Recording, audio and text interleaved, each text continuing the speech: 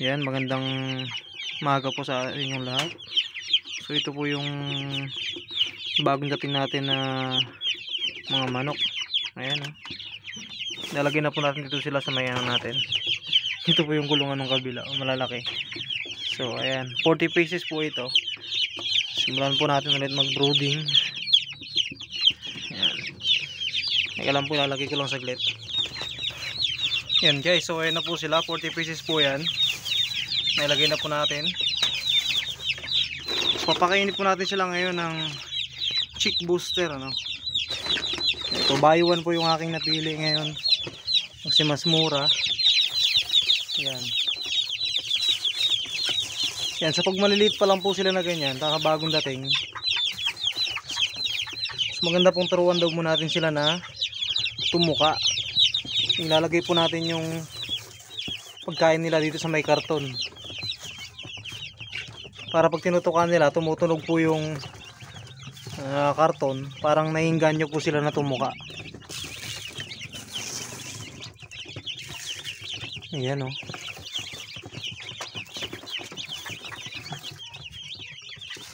Kalatan nyo lang po muna dyan. So, mamaya na po natin sila lagyan ng kainan. Ayan oh. So masisigla naman po silang lahat. Pinili natin ano. Ayan. Yan, so paano po ba pumili ng magandang sisiw? So titignan po natin guys, mga ka-farmers, yung kanilang mata, kung hindi po lumuluha, tsaka yung puwet, kung wala po siyang, kasi meron po yung nagtatay eh. Tapos yung mga paa nila titignan natin para mas maganda po daw, mas maganda po yung malalaki yung paa. Ganun yung sabi ng mga expert. Yun, so disclaimer nga lang po ay yung mga binabahagi ko po dito ay yung mga experience ko lang po sa pag-aalaga po ng manok. So hindi rin po ako expert sa pag-aalaga po ng broiler chicken. So ayan na po sila.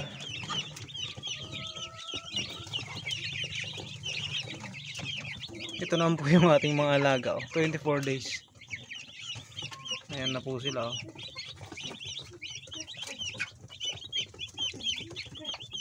Tumutuka-tuka na po sila.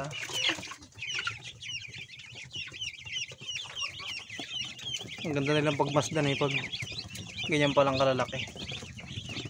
Parang cute. Hindi pa sila masyadong pasaway. Yan, so ngayon po bibigyan natin ng electrolytes naman para may painom po sila. Yan, so ito pong electrolytes na gagamitin ko ay asukal lang po ano. So sa mga nag-alaga po na matatagal na, 2 kutsara daw po sa bawat isang 1 gallon na painuman na ganito. So halos kaparehas lang din po kasi sila ng electrolytes. Yung asukal, kahit anong asukal naman po siguro, yung sa amin pula. Ano po ilalagay ko ngayon, haluin lang, halagyan ng tubig. Yan, so ito na po, haluin lang natin. Yan, takpan.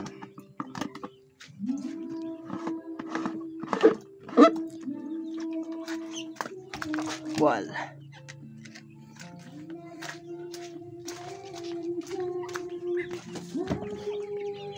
Nagdagdag po pala ako ng painuman dahil kukulangin sila eh. Ginagamit po kasi natin sa kabila. So, bumili pa ako ng isa.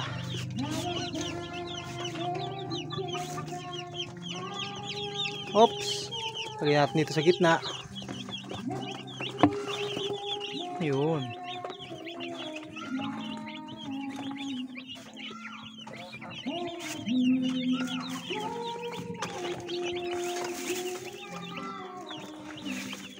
Yan, umiinom po sila, no?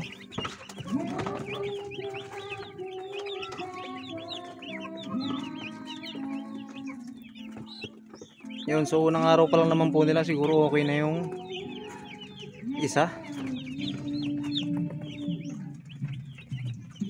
Yung may gagawin pala tayo, lalagyan natin ng bato yung ano na yun, para kasi po pag walang bato maglulublob po yung mga manok eh, magkakasipon po sila, magkakahalak, kaya dapat lagyan pala ng bato. Wait lang, makukuha ko. Ayan, nalagyan po natin ng bato yung mga, ayun o, naglulublob sila oh.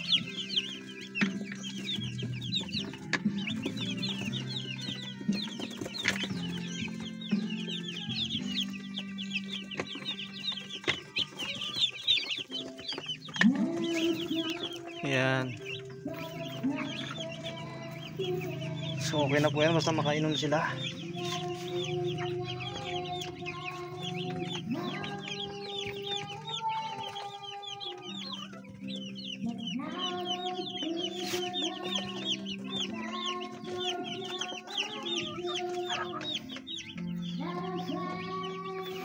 So ayun na po sila, no?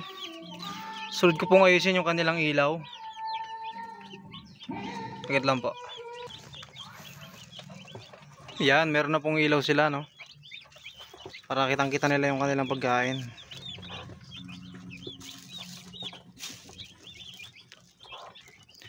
Yan, medyo marami-rami po itong alaga natin na ito ngayon. 40 pieces.